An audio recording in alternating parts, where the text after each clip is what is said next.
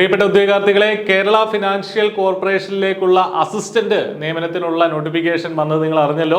അതുമായി ബന്ധപ്പെട്ട് നിങ്ങൾ ആപ്ലിക്കേഷൻ കൊടുത്തിട്ടുണ്ടാവും. ബികോം കഴിഞ്ഞ എല്ലാ ഉദ്യോഗാർത്ഥികൾക്കും 60% മാർക്കുണ്ടാവണം. അത് കഴിഞ്ഞ എല്ലാ ഉദ്യോഗാർത്ഥികൾക്കും ഈ പരീക്ഷയ്ക്ക് വേണ്ടിയിട്ട് അപ്ലൈ ചെയ്യാൻ പറ്റും. അപ്പോൾ ഈ ഒരു തസ്തികയ്ക്ക് വേണ്ടിയിട്ട് എങ്ങനെ പഠിക്കണം, എന്ത് പഠിക്കണം എന്നതുമായി ബന്ധപ്പെട്ട് ഒരുപാട് ഉദ്യോഗാർത്ഥികൾ കൺഫ്യൂഷനിലാണെന്നറിയാം.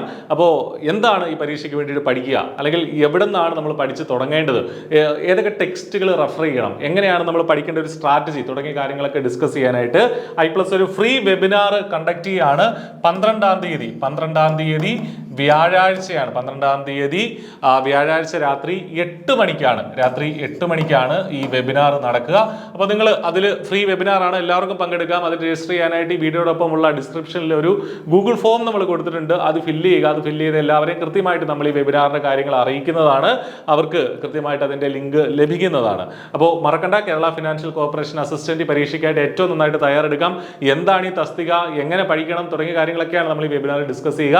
അപ്പോൾ മറക്കണ്ട, ഏറ്റവും ആദ്യം തന്നെ ഈ ഒരു ഫോം ഫില്ല് ചെയ്യാനായിട്ട് ശ്രമിക്കുക. ആ ഒരു സെഷനിൽ നിങ്ങൾ തന്നെ റിമൈൻഡർ വയ്ക്കുക. 12-ാം തീയതി വ്യാഴാഴ്ച രാത്രി 8 മണിക്കാണ് സെഷനിൽ കൃത്യമായിട്ട് പങ്കെടുക്കാൻ ശ്രദ്ധിക്കുക. All the best. Thank you.